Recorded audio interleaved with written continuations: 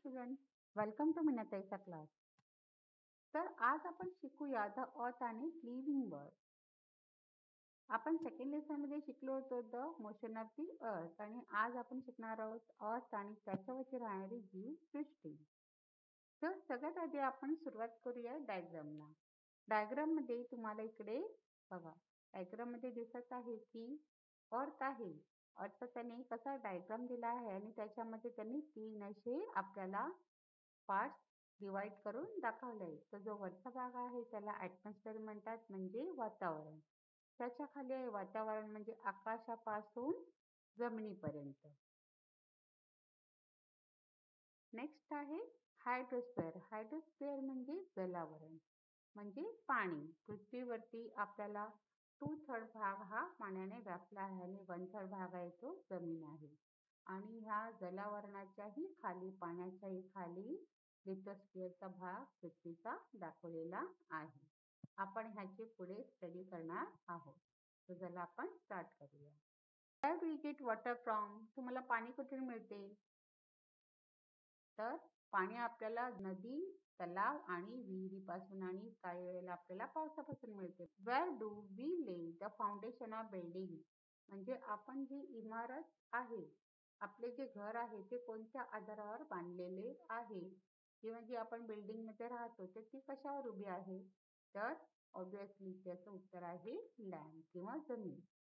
Where what need do we meet through breathing? आपल्याला श्वास घेण्यासाठी कशाची गरज लागते आणि ती आपण कशी भागवणार? तर हवेने. आपल्याला हवा आपण तोंडातून आणि नाकातून घेतो. From where does the earth get light and heat?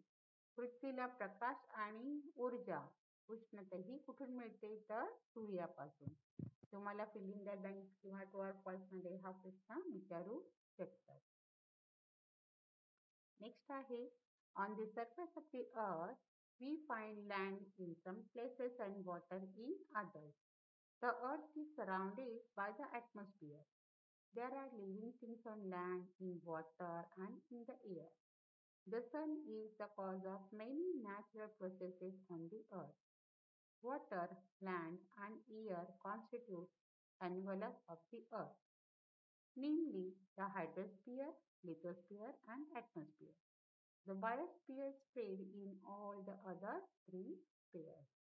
तर पृथ्वीच्या पृष्ठभागावर, पृथ्वीच्या वरच्या भागावर काही ठिकाणी आपल्याला जमीन दिसते आणि काही ठिकाणी आपल्याला पाणी दिसते. तर पृथ्वीवरती कशाचे आवरण आहे? ऍटमॉस्फिअर म्हणजे हवेचे आवरण आहे. आणि पृथ्वीवर कोणाचे अस्तित्व असते? तर लिव्हिंग थिंग. लिव्हिंग थिंग्स कुठे कुठे राहतात? लँडवर राहतात, पाण्यामध्ये राहतात आणि एअरमध्येही राहतात. लँडमध्ये आपणही राहतो, आपल्यासोबत प्राणीही असतात आणि काही प्रकारचे, खूप प्रकारचे जीव सुद्धा राहतात. वॉटर, वॉटरमध्ये जे जलचर प्राणी आहेत ते राहतात. आकाशामध्येही आपण पक्ष्यांना आणि खूप असे इन्सेक्ट आहेत उडणारे, जे आपल्याला दिसत नाही, ते सुद्धा राहतात. आणि ह्या सगळ्या घडामोडींना जे आपला सन आहे तोच हा नॅचरल प्रोसेसेस करण्यासाठी मदत करतो आणि तो मेन ऊर्जेचा स्रोत आहे. आपल्या जीवनाचा आवश्यक स्रोत सुद्धा सनच आहे. Water, land and air constitute envelope of the earth. Water, land आणि एअरला जे सजीव आहेत हे सजीव हायड्रोस्फिअर, लिथोस्फिअर आणि ऍटमॉस्फिअर ह्यांचे प्रतिनिधित्व करतात. म्हणजे आपल्याला जगण्यासाठी या तिन्ही गोष्टी आवश्यक आहेत. आणि ही बायोस्फिअर आहे. बायोस्फिअर म्हणजे जीवावरण, जे आपण ऍटमॉस्फिअर, हायड्रोस्फिअर आणि लिथोस्फिअर मध्ये आहे ते सगळं स्प्रेड करण्यासाठी हे बायोस्फिअर हे लागतं. आणि हे तिन्ही पृथ्वीच्या पूर्ण कवचमध्ये, आवरणामध्ये हे दिसून येतात. The lithosphere and the हायड्रोस्फिअर.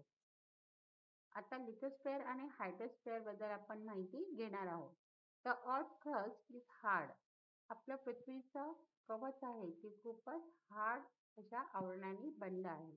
It's mainly made of rock.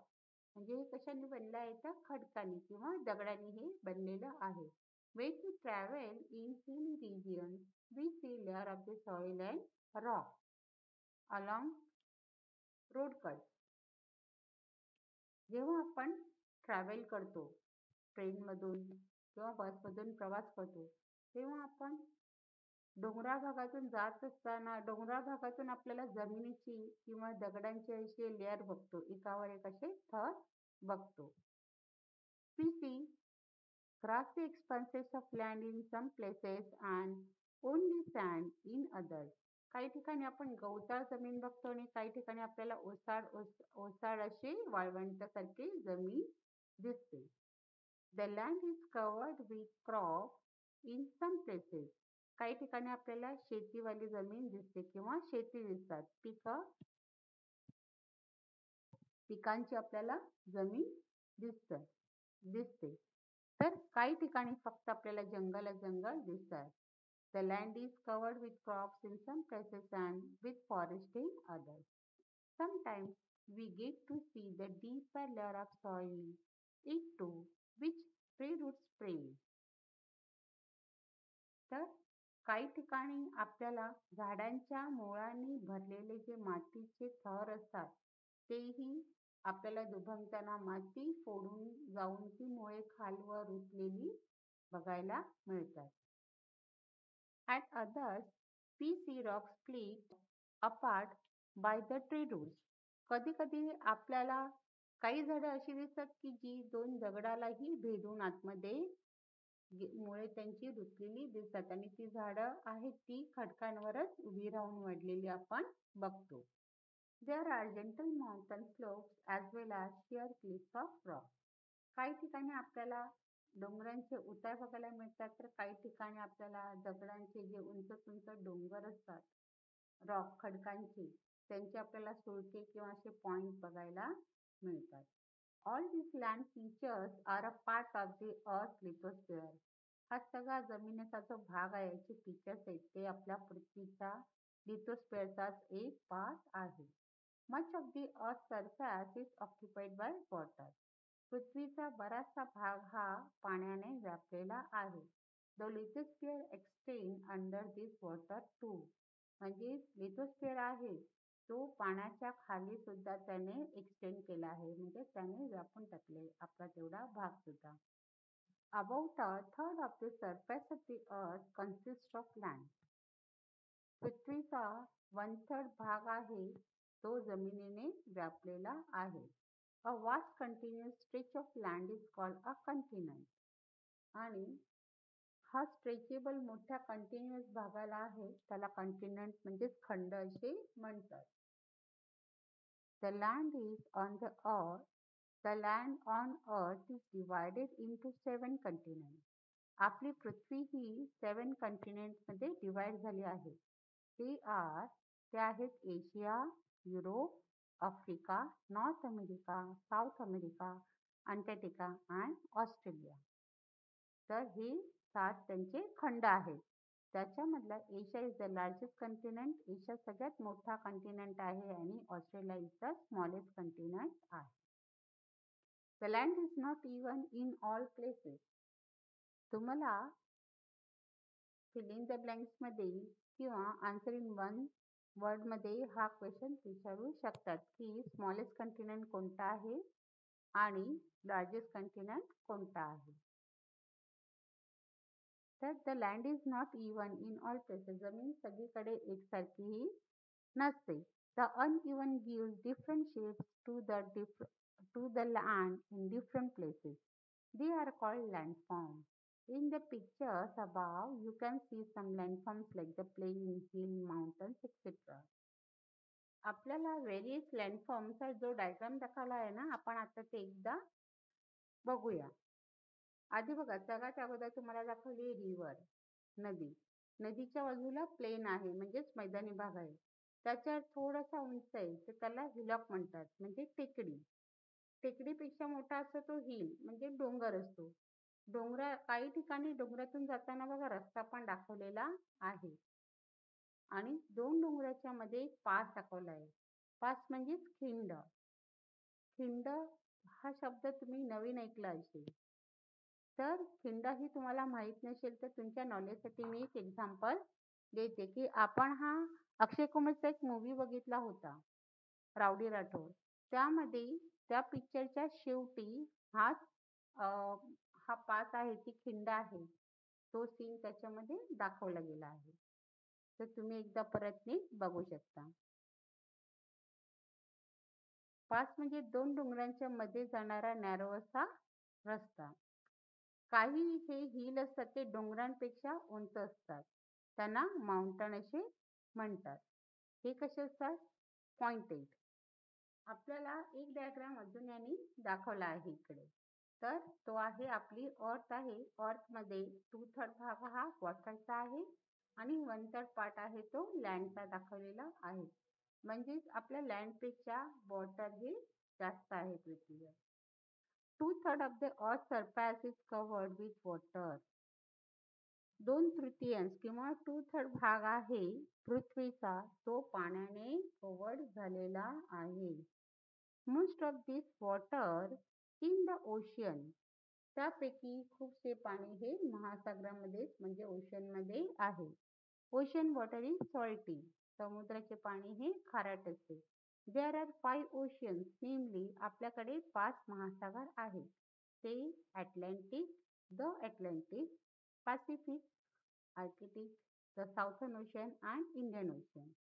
तर पहिला आहे अटलांटिक, दुसरा आहे पॅसिफिक, तिसरा आहे साऊथर्न ओशन म्हणजे दक्षिणचा महासागर आणि इंडियन ओशन म्हणजे हिंदी महासागर.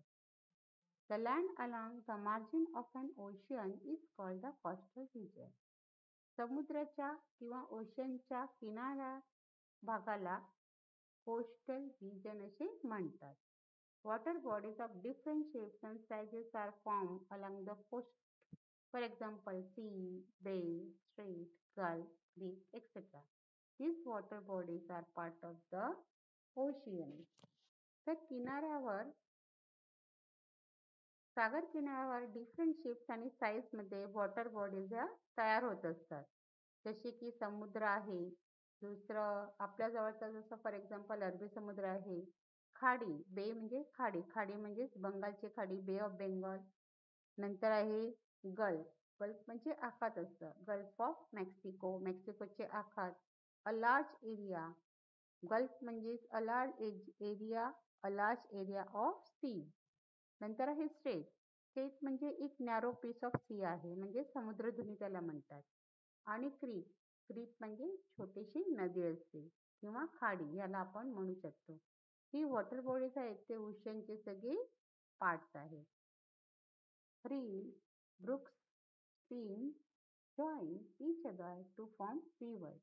Rivers which join to make a bigger river are called is tributaries. In some places, a river cascades down a sudden drop. This forms a waterfall. All rivers eventually flow into the ocean. आता read म्हणजेच ओहळ. ओहळ म्हणजे छोटा ओढा असतो. Brooks, ओढे आणि streams, streams म्हणजे अगदी लहान असतो ओढा. हे सगळे एकमेकांना जॉईंट होऊन एकत्रितपणे नदीला येऊन मिळतात. आणि नदी ही छोटी नदी आहे ती मोठी नदीला जॉईंट होते. अशा तऱ्हेने एखाद्या नदीचे पाणी आहे ते नॅचरली डोंगरावरून खाली पडत असते तर तिथे धबधबा तयार होतो. आणि हे सगळं एकत्रित पाणी किंवा नदी आहे ती शेवटी जाऊन सागराला मिळतात ओशनमध्ये. आता आपण बघूया lake. A water body form by water collecting naturally in low lying area of land is called a lake. Lake म्हणजे तलाव किंवा सरोवर. जमिनीच्या एखाद्या सखल भागात नॅचरली पाणी साठते आणि त्या पाणी साठलेल्या भागाला किंवा जलाशयाला आपण लेक किंवा सरोवर असे म्हणतो किंवा तलाव. Water in the form of ice. आता पाणी आहे ते आईसच्या रूपामध्येही आपल्याला मिळते. Water, water particles in the clouds freeze and in cold regions. They come down in the form of snow. थंड प्रदेशात कोल्ड रिजन्समध्ये आपले जे क्लाउड्स आहेत त्याच्यातले पाण्याचे कण आहेत छोटे छोटे ते काय होतात ते गोठतात पार्टिकल्स असतात छोटे ते असे फ्रीज होऊन जातात आणि त्यांचे छोटे छोटे स्नोफॉल असे बनतात. When layers of snow pile up on the ground, they form ice. आणि हे लेयर आहेत स्नोचे ते जेव्हा ग्राउंडमध्ये येतात तेव्हा त्याचं रूपांतर आपल्या बर्फामध्ये होते. When such layers of ice pile up pile up in a low-lying area, they become enormous in size.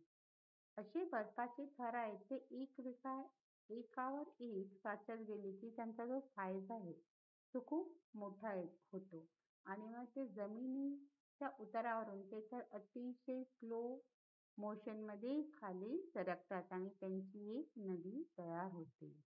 These huge mass slips down a slope at a very slow speed. This is called a glacier. There are also huge blocks of ice floating in the sea. They are called icebergs. समुद्रावर समुद्रावर काही वेळेला बर्फाचे तरंगणारे आपण तुकडेही बघितले असणार. त्यांना आपण हिमनग असे म्हणतो.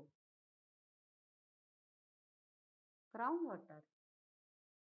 ग्राउंड वॉटर म्हणजे भूजल.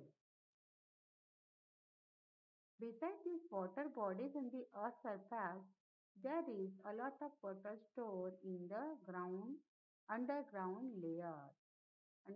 layer of rock. It is called groundwater. जमिनीच्या खाली खडकांमध्ये काही वेळेला खूप पाणी साठलेले असते त्यांना आपण ग्राउंड वॉटर म्हणतो. हे ग्राउंड वॉटर आपल्याला we reach it by means of dug wells and bore wells. आणि ही आपल्याला साठवलेले पाणी असेल ते विहिरी आणि बोरवेल त्याच्या थ्रू आपल्याला हे मिळते. Many lakes and wells get water for underground springs. काही वेळेला विहिरीला आणि जमिनीखालून झऱ्यांमुळेही विहिरींना आणि त्या बोरवेलला पाणी मिळत असते. The water or ice that occupies the earth's surface, groundwater and the water vapor in the atmosphere together form the earth hydrosphere. पृथ्वीवर मिळणारे पाणी किंवा बर्फ आणि पृथ्वीच्या खाली